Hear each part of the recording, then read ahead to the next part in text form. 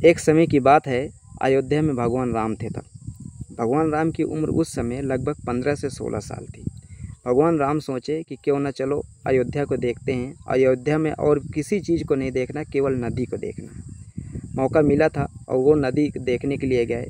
तो अचानक उनके दिमाग में एक बात आई कि क्यों न चलो नदी जब देखने के लिए, इतनी सुंदर नदी बह रही है, इतनी खूबसूरत जलधारा बह रही है, तो क्यों न इस जलधारा में थोड़ा डुबकी लगा लिया जाए, और ताकि मन प्रसन्न हो जाए।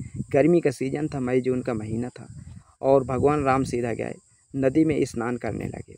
लेकिन तभी क्या होता है अचानक कि भगवान राम का पैर फिसल जाता है। जब भगवान राम का पैर फिसल जाता है तो भगवान राम नदी की गहराइयों में पहुंच जाते हैं। जब नदी की गहराई में पहुंचते हैं तो भगवान राम को तैरना नहीं आता था, और वो बचाओ बचाओ कहने लगते हैं। तभी क्या होता है कि कुछ दूरी पर एक लड़की बर्तन धो रही थी उसी नदी पर, और उस लड़की का नाम था कोकिला। कोकिला जब आवाज़ सुनती है कि कोई चिल्ला रहा है कि बचाओ बचाओ बचाओ, तो कोकिला की नज़र पड़ती है और वो देखती है कि एक लड़का नदी में डूब रहा है।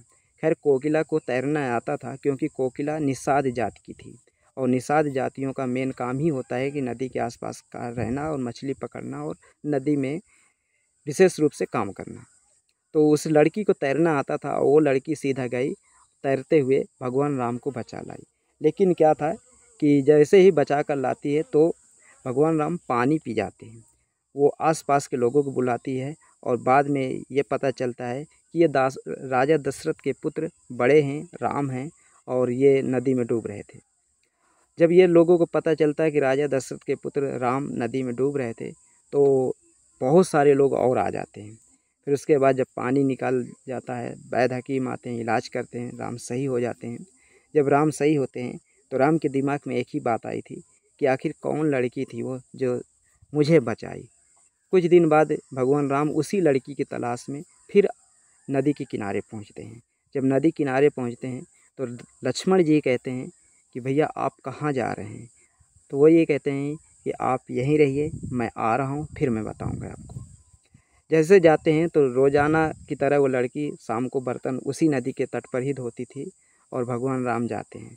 लड़की से कहते हैं कि आपका नाम क्या है। तो लड़की बताती कि मेरा नाम कोकिला है और मैं निषाद जात की हूँ, और मुझसे जो गलती हुई हो वो क्षमा करे। भगवान राम कहते हैं नहीं, आपसे कोई गलती नहीं हुई है, आपने जो किया है वो सही है। अच्छा आप ये बताइए आप लेना क्या चाहती हैं। लड़की ने कहा नहीं प्रभु, मुझे कुछ भी नहीं चाहिए, बस जैसी हूँ ऐसे ही रहने दीजिए, और आपके राज में हम बहुत संतुष्ट हैं, बहुत खुश हैं। भगवान राम कहते हैं वो तो ठीक है, लेकिन मैं चाहता हूँ कि आप कुछ ले लें, क्योंकि आपने मेरी जान बचाई। लेकिन लड़की साफ मना कर देती है कि नहीं प्रभु, मुझे कुछ नहीं चाहिए। अगर भविष्य में आपको कुछ करना है तो मेरी जाति का उद्धार ज़रूर कर देना, कि जिससे हमारी भी जाति की समाज में इज्जत होने लगे। तो कहते हैं ठीक है, अगर मौका मिलेगा तो हम ज़रूर करेंगे, और लेकिन आप बताइए आप क्या लेंगे। लेकिन वो लड़की कहती है नहीं, मैं कुछ नहीं लूँगी। भगवान राम का जो दिल था उस लड़की की तरफ आकर्षित होने लगता है धीरे धीरे। शाम को, सुबह, दोपहर, रात, भगवान राम को और कोई नज़र नहीं आता था, केवल वो लड़की ही नज़र आती थी। कहीं ना कहीं देखा जाए भगवान राम के अंदर उस लड़की के प्रति प्रेम उत्पन्न होने लगा था। तभी क्या होता है, भगवान राम एक बार सो रहे थे, और अचानक ऐसा होता है कि जैसे कि वो लड़की किसी मुसीबत में हो, वो सपना देखते हैं। भगवान राम सीधा दूसरे दिन फिर पहुंचते हैं उसी घाट पर। उस लड़की से पूछते हैं क्या तुम्हें कोई तकलीफ़ थी क्या कल। तो लड़की कहती है नहीं प्रभु, मुझे किसी भी प्रकार की कोई तकलीफ़ नहीं थी, और अगर तकलीफ़ होगी तो मैं ज़रूर आपसे बताऊंगी, और आप हमारा निवारण ज़रूर करोगे, हमें विश्वास है। तो कहते हैं हम धीरे धीरे करते करते समय बीतता है, और वो लड़की भी भगवान राम के प्रेम में मोहित हो जाती है। लेकिन अब कहे तो किससे कहे, क्योंकि वो राजा के पुत्र हैं, और वो कहाँ एक नौकर, आप समझ सकते हैं, छोटी जाति, उसकी हिम्मत नहीं पड़ती। भगवान राम भी उस लड़की के प्रेम में पागल थे, कोकिला के। वो भी कुछ नहीं कह पा रहे थे कि आखिर करें तो क्या करें। तभी क्या होता है अचानक कि भगवान राम हिम्मत जुटाते हैं और फिर नदी किनारे पहुंचते हैं। और जब नदी किनारे पहुंचते हैं तो लड़की फिर बर्तन मांज रही थी, और वो लड़की से कहते हैं कि मैं आपसे कुछ कहना चाहता हूँ। तो लड़की कह रही प्रभु, मैं भी आपसे कुछ कहना चाहती हूँ, लेकिन समझ में नहीं आ रहा, मैं कहूँ तो कैसे कहूँ। भगवान राम कहते हैं कि कोई बात नहीं, तुम समझ गए और मैं समझ गया कि आखिर हम एक दूसरे से कहना क्या चाहते हैं। तो कहती हाँ, ये बात बिल्कुल सही है कि आप समझ गए और मैं समझ गई कि तुम एक दूसरे से कहना क्या चाहते हैं।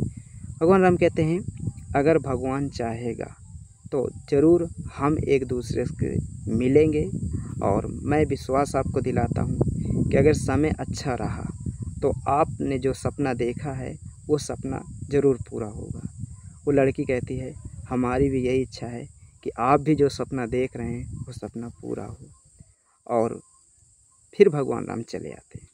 जब भगवान राम फिर चले आते हैं तभी क्या होता है कि उस लड़की को देखने के लिए पर डे कोकिला को देखने के लिए भगवान राम सरयू नदी के किनारे जाते हैं, जाते रहते थे।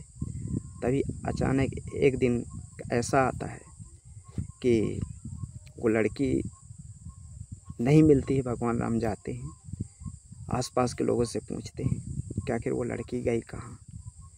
तब आसपास के लोग बताते हैं कि प्रभु वो लड़की अब आपको कभी नहीं मिलेगी। तो ये हुआ कि ये कैसे? कहे प्रभु वो लड़की आपको इसलिए नहीं मिलेगी क्योंकि आपके प्रेम के विषय में उस लड़की के पिता को पता चल गया है।